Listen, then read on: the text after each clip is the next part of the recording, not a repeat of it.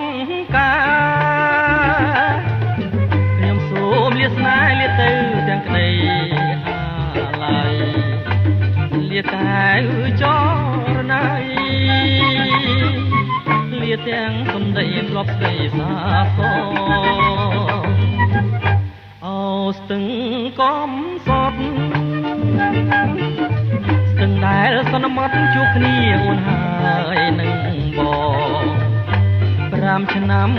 កន្លងស្នេហ៍យើងចាំចងមិនដែលរសាយពេលនេះត្រូវឃ្លាតស្ទឹងសង្ការឃ្លាតទាំងក្តីស្នេហ៍ឃ្លាតទាំង